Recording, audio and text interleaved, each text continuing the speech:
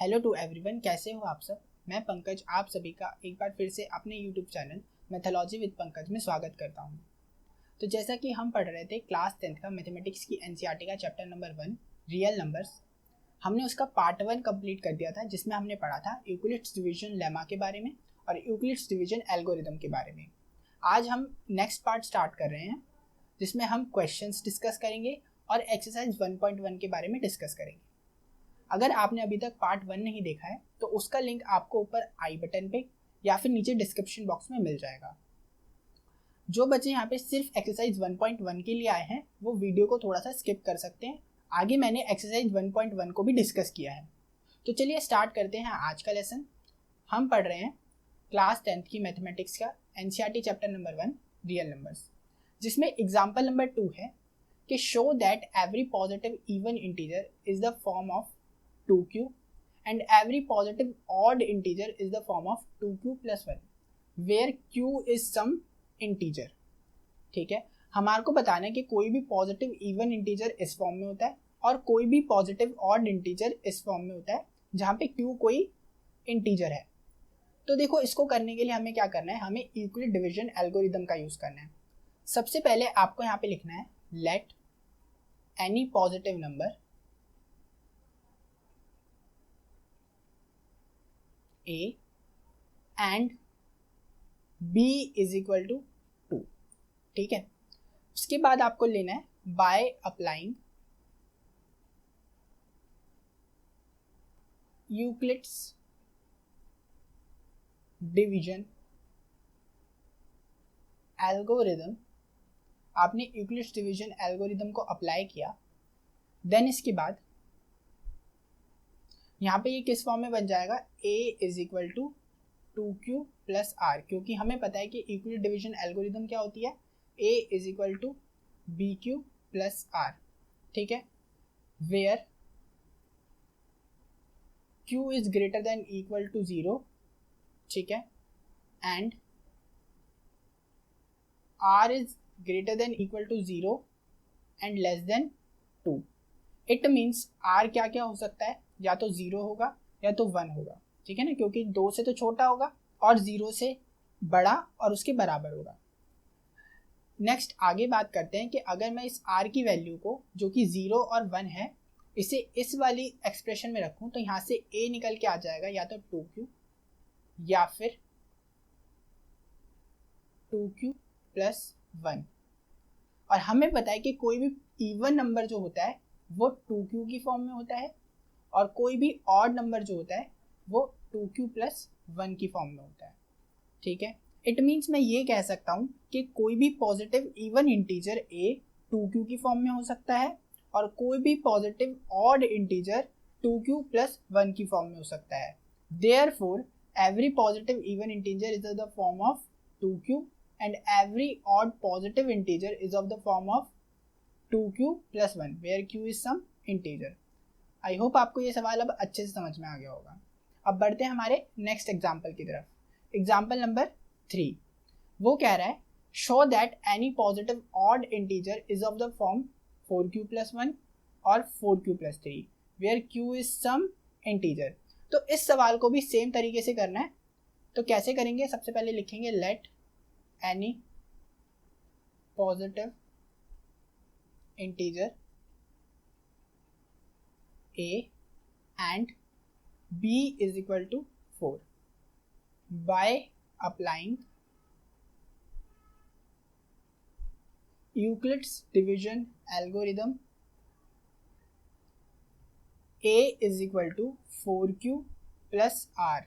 as we know that Euclid division algorithm क्या होती है, a is equal to bq plus r where q is greater than equal to 0 and r is greater than equal to 0 and less than b। तो मैं ये कह सकता हूँ कि r की वैल्यू क्या क्या आ जाएगी, 0 1 2 एंड 3। तो अगर मैं r की वैल्यू 0 1 2 3 ये जो मैंने निकाली है ये इसके अंदर पुट करता हूँ तो मेरे पास a की वैल्यू क्या क्या आ सकती है, 4q या फिर 4q प्लस 1 और 4q+2 और 4q+3। अब मेरे पास a की सभी पॉसिबल फॉर्म्स आ चुकी हैं, लेकिन मेरे को सवाल में सिर्फ क्या बोला हुआ है कि मुझे ऑड इंटीजर के बारे में बताना है। तो आप यहाँ पे देखोगे कि एक ये वाली फॉर्म और एक ये वाली फॉर्म, ये पूरी की पूरी 2 से डिविजिबल है। 4q को अगर मैं 2 से डिवाइड कर दूँ तो 2 से डिवाइड हो जाएगा। 4q+2 को अगर मैं 2 से डिवाइड करूँ तो ये आ जाएगा। इट मीन्स ये दोनों ही फॉर्म्स जो हैं ये 2 से डिविजिबल है। अब a इज इक्वल टू क्या बचा, 4q+1 या फिर a is equal to 4q+3। It means मैंने सभी पॉसिबल फॉर्म में से इवन फॉर्म्स को हटा दिया, तो मेरे पास जो बच के आएगा वो क्या आएगा, ऑड फॉर्म्स आएंगी। इट मीन्स मैं क्या कह सकता हूँ कि कोई भी पॉजिटिव ऑड इंटीजर किस फॉर्म में हो सकता है, 4q+1 और 4q+3, where q is some integer. अब बात करते हैं हमारे एग्जाम्पल नंबर 4 की। हमारा एग्जाम्पल नंबर 4 है कि एक स्वीट सेलर के पास 420 काजू बर्फी है और 130 बादाम की बर्फी है। वो इन्हें इस तरीके से स्टैक करना चाहती है कि हर स्टैक में सेम नंबर ऑफ स्वीट्स आए, और दूसरा वो ट्रे का लीस्ट से लीस्ट एरिया ऑक्यूपाई करे। तो हमसे सवाल पूछ रहा है कि वो कितने नंबर ऑफ स्वीट्स को एक स्टैक में अरेंज करे कि उसका ये पर्पस पूरा हो जाए। सो इस क्वेश्चन को करने के लिए आपको कुछ भी नहीं करना, बस आपको HCF निकालना है 420 एंड 130 का। तो हमें पता है कि दो नंबर्स का HCF निकालने के लिए हम क्या करेंगे, हम अप्लाई करेंगे यूक्लिड्स डिवीजन एल्गोरिदम। और कब तक अप्लाई करते रहेंगे यूक्लिड डिवीजन एल्गोरिदम, जब तक कि रिमाइंडर 0 नहीं आ जाता। और जब रिमाइंडर 0 आ जाएगा तो हमारा HCF क्या होगा, वो डिवाइजर जिससे डिवाइड करने पे रिमाइंडर 0 आ गया। जैसे यहाँ पे देखते हैं 420 और 130 में बड़ा क्या है, आपको पता है 420 बड़ा है। तो जब हम अप्लाई करेंगे यूक्लिड डिवीजन एल्गोरिदम तो हम देखेंगे कि 430 इक्वल आ जाएगा 130 मल्टीप्लाई 4 प्लस 0। इट मीन्स कि जब मैंने 420 को 130 से डिवाइड किया तो ये 4 टाइम्स पे पूरा कट गया और रिमाइंडर आ गया 0। और मैंने अभी अभी आपको बोला है कि जैसे ही रिमाइंडर 0 आ जाए तो हमें HCF उस नंबर को कंसिडर करना है जिससे डिवाइड करते ही रिमाइंडर 0 आ गया। तो यहाँ पे 420 और 130 का जो HCF आएगा वो क्या आएगा, 130।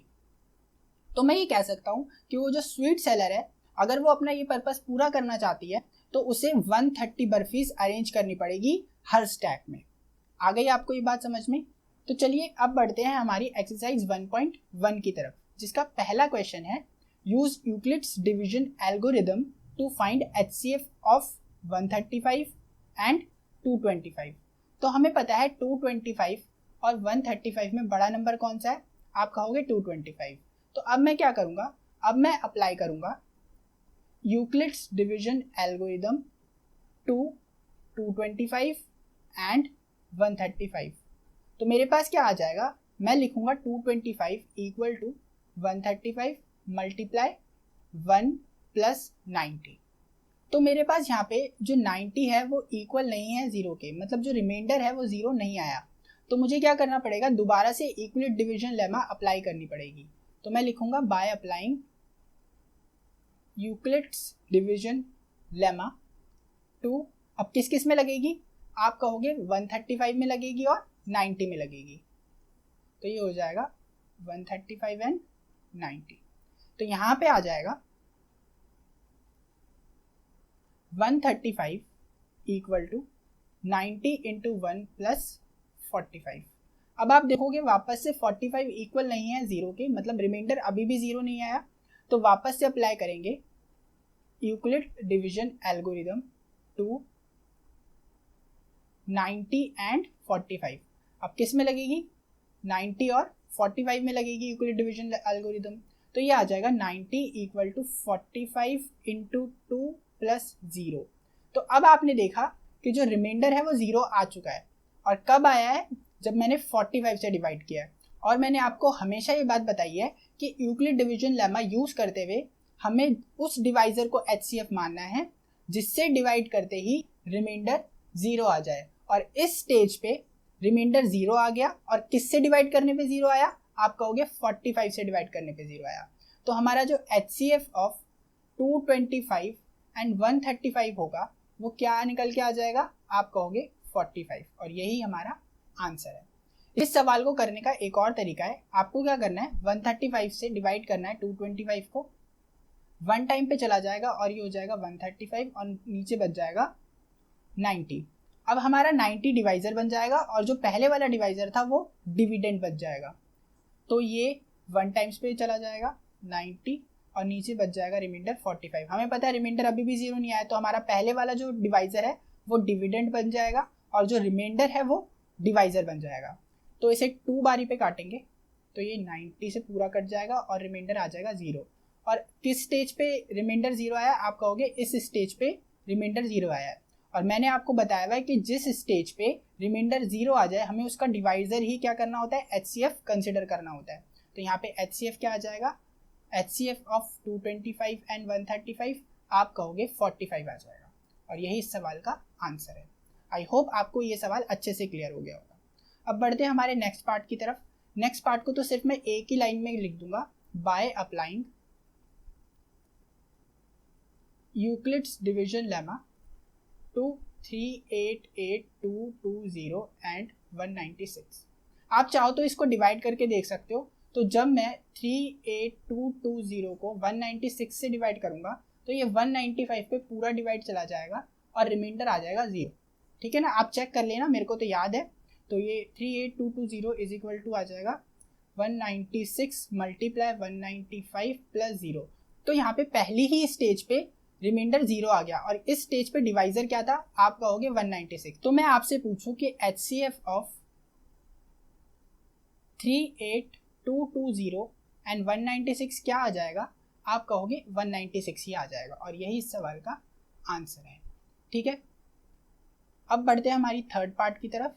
तो अब बात करते हैं हमारे थर्ड पार्ट की, जिसमें हमें निकालना है HCF ऑफ 867 एंड 255। तो हमें पता है कि 867 इज ग्रेटर देन 255, तो हम क्या करेंगे 867 को डिवाइड कर देंगे 255 से। ये 3 टाइम पे 765 हो जाएगा और रिमाइंडर बच जाएगा 102। हमें पता है 102 इक्वल नहीं होता 0 के, तो अब क्या करेंगे 102 को डिवाइजर बना देंगे और 225 को डिविडेंड बना देंगे, तो ये अंदर चला जाएगा। अब ये 2 टाइम पे जाके आ जाएगा 204 और यहाँ से रिमाइंडर कितना आ जाएगा 51। हमें पता है वापस से 51 भी इक्वल नहीं होता 0 के। अब हम क्या करेंगे 51 को वापस से डिवाइजर बना देंगे और 102 को डिविडेंड बना देंगे। तो अब हम देखेंगे कि जब हम इसे 2 बार पे डिवाइड करते हैं तो ये पूरा पूरा कट जाता है, मतलब इस स्टेज पे आके हमारा रिमाइंडर 0 हो गया और इस स्टेज पे डिवाइजर क्या था हमारा, आप कहोगे डिवाइजर था 51। इट मीन्स मैं ये कह सकता हूँ कि by Euclid division lemma HCF of 867 and 255 equal आ गया 51 के, और यही हमारा आंसर है। अब हम बढ़ते हैं हमारे नेक्स्ट क्वेश्चन की तरफ। तो अब हमारा सेकंड क्वेश्चन है, show that any positive odd integer is of the form 6q + 1, 6q + 3 और 6q + 5। तो इस क्वेश्चन को करने के लिए सबसे पहले क्या करना है, आपको लिखना है let any positive integer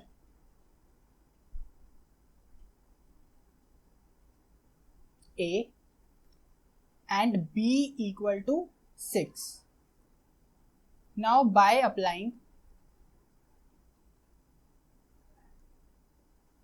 Euclid's division algorithm, we can say that a is equal to 6q plus r, where q is greater than equal to 0 and r is greater than equal to 0 and less than b।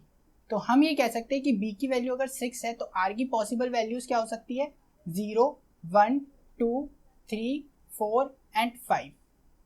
तो अब मेरे पास r की possible values क्या क्या आ गई, आप कहोगे 0, 1, 2, 3, 4 and 5। अब r की सभी पॉसिबल वैल्यूज अगर मैं इसमें पुट कर दूं तो a की पॉसिबल वैल्यूज क्या क्या आ जाएगी, आप कहोगे 6q या फिर 6q + 1 या फिर 6q + 2 या फिर 6q + 3 और 6q + 4, 6q + 5।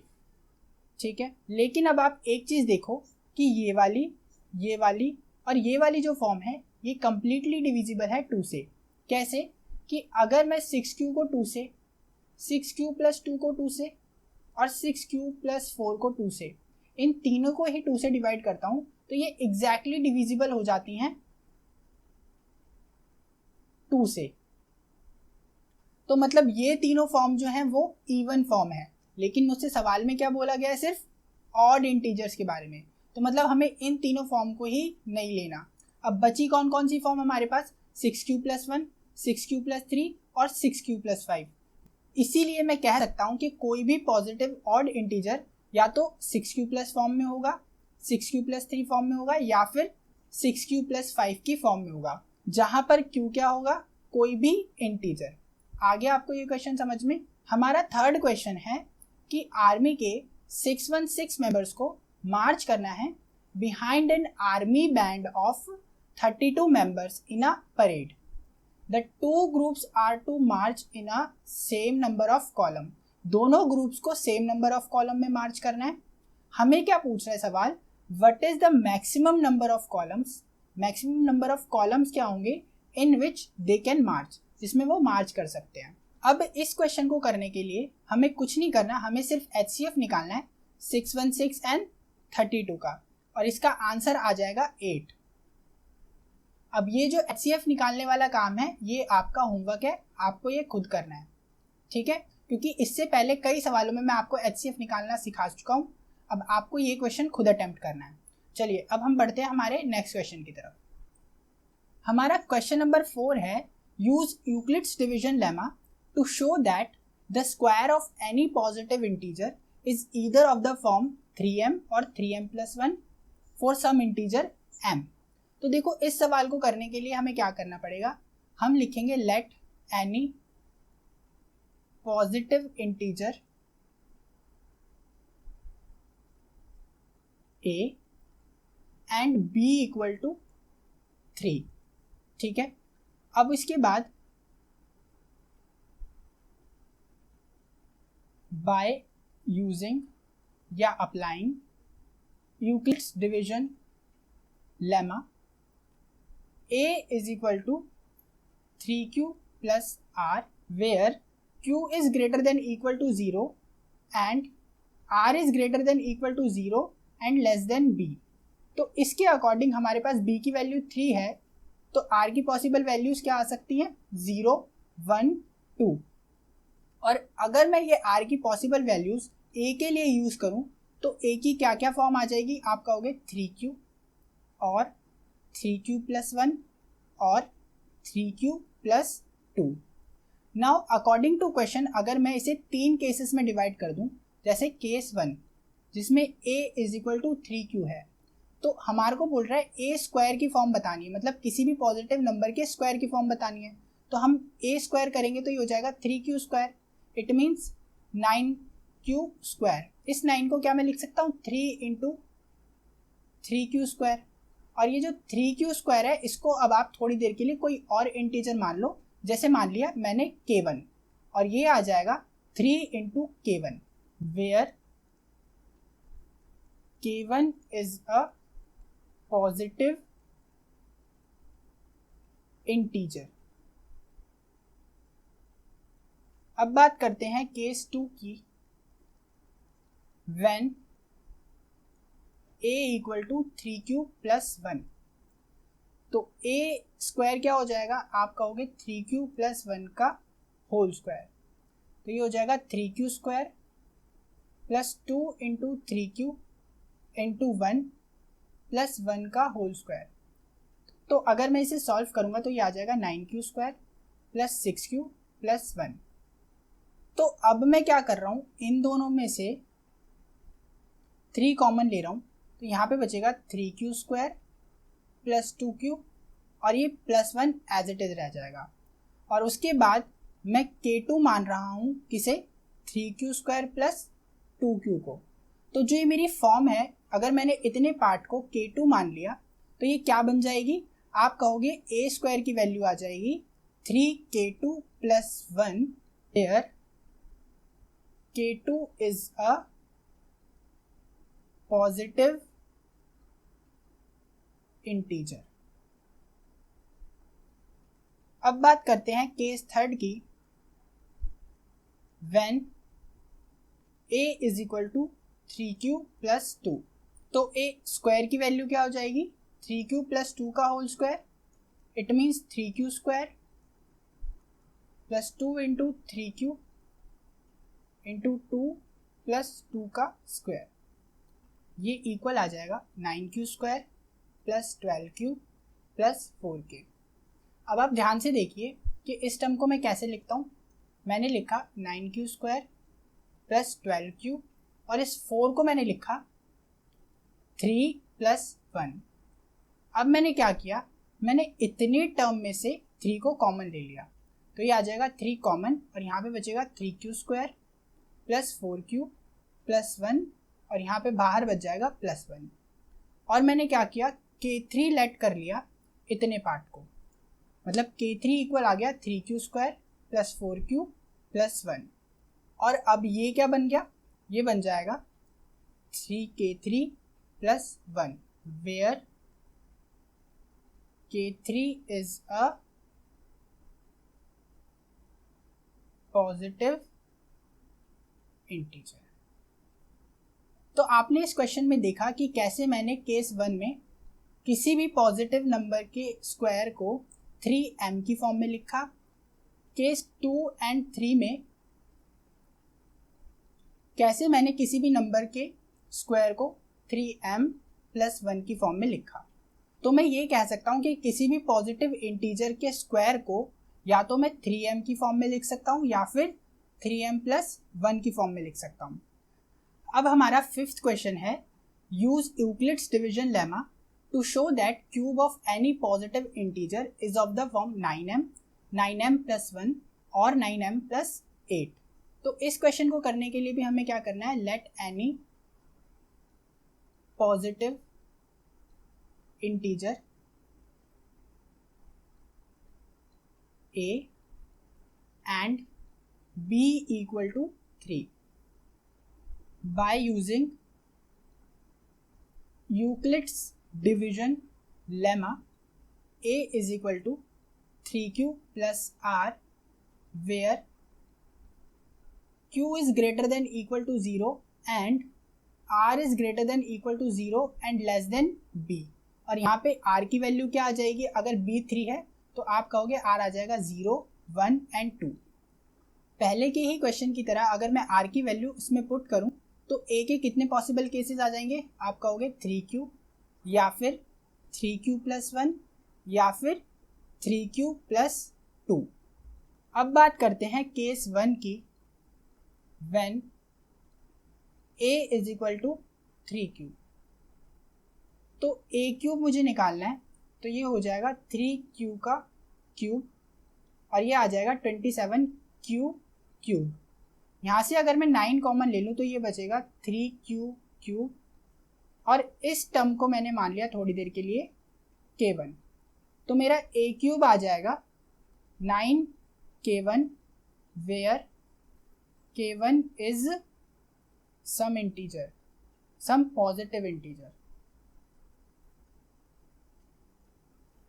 अब बात करते हैं केस 2 की, when a is equal to 3q plus 1। तो ये आ जाएगा a cube is equal to 3q plus 1 का क्यूब और जब मैं इसमें a प्लस b का होल क्यूब लगाऊंगा तो ये हो जाएगा a cube plus b cube plus 3a b into a plus b। और इसे सॉल्व करूंगा तो क्या आ जाएगा 27q क्यूब प्लस 1, 3 3 ज़ा 9, 9 3 ज़ा 27q स्क्वायर प्लस 3 3 ज़ा 9 और 9 1 ज़ा 9q। ठीक है, अब देखो मैं क्या कर रहा हूँ, मैं इसमें से और इसमें से 9 कॉमन ले रहा हूँ। तो जब मैं 9 कॉमन लूँगा तो इसमें बचेगा 3q क्यूब प्लस यहाँ पे बचेगा 3q स्क्वायर प्लस यहाँ पे बचेगा सिर्फ q और ये प्लस 1 साइड में आ जाएगा। अब मैं क्या कर रहा हूँ, ये जो इतनी बड़ी सी टर्म आई है इसको मैं थोड़ी देर के लिए k2 लेट कर रहा हूँ। तो मेरे पास a क्यूब की वैल्यू क्या आ जाएगी, आप कहोगे 9k2 plus 1 where k2 is some positive integer। अब बात करते हैं केस थर्ड की। तो सेम इसमें भी क्या करेंगे, when a is equal to 3q plus 2। तो a क्यूब क्या हो जाएगा, आप कहोगे 3q प्लस 2 का क्यूब, और ये आ जाएगा 3q cube plus 2 cube plus 3ab into a plus b. मतलब मैंने a प्लस बी की होल क्यूब का फॉर्मूला लगा दिया। अब जब मैं इसे सॉल्व करूंगा तो ये क्या आ जाएगा, 27 क्यूब प्लस 8, 3 3 ज़ा 9, 9 2 ज़ा 18 और 18 3 ज़ा 54 क्यूब स्क्वायर, 3 3 ज़ा 9 2 ज़ा 18 2 ज़ा 36 क्यूब। ठीक है, अब मैं क्या कर रहा हूँ, मैंने इसमें से और इसमें से 9 कॉमन ले लिया। तो यहाँ पे क्या बचेगा, 3q क्यूब, यहाँ पे बचेगा 6q स्क्वायर प्लस यहाँ पे बचेगा 4q, और बाहर रह जाएगा ये प्लस 8। और मैंने इस पूरी टर्म को थोड़ी देर के लिए k2 मान लिया, सॉरी k3 मान लिया। तो ये हो जाएगा 9k3 प्लस 8। तो अब आपने देखा कि a क्यूब की वैल्यू क्या आ गई, आप कहोगे 9k3 plus 8 where k3 is some positive integer. तो आपने देखा कि कैसे मैंने केस 1 में a क्यूब को 9k की फॉर्म में लिखा, सेकंड केस में 9k प्लस 1 की फॉर्म में लिखा, एंड थर्ड केस में 9k प्लस 8 की फॉर्म में लिखा। और यही हमारा क्वेश्चन हमसे कह रहा था कि किसी भी पॉजिटिव नंबर के क्यूब को हमें 9m, 9m प्लस 1 या फिर 9m प्लस 8 की फॉर्म में लिखना है, जहाँ पे m कोई भी पॉजिटिव इंटीजर हो सकता है। तो आई होप कि आपको ये सवाल भी अच्छे से समझ में आ गया होगा, और इस सवाल के साथ हमने हमारी एक्सरसाइज 1.1 कंप्लीट कर ली है। अगर आपको ये वीडियो अच्छा लगा है तो आप इसे लाइक कर सकते हैं। अगर आपका कोई डाउट है किसी भी क्वेश्चन से रिलेटेड तो आप नीचे कमेंट सेक्शन में मुझसे पूछ सकते हैं, मैं उसे ज़रूर एंटरटेन करूँगा। इस वीडियो को ज़्यादा से ज़्यादा अपने दोस्तों में शेयर कीजिए, और हाँ, सब्सक्राइब करके बेल आइकन ज़रूर प्रेस कर देना। अब हम मिलेंगे हमारी नेक्स्ट वीडियो में एक नए टॉपिक के साथ। तब तक के लिए thank you and keep learning.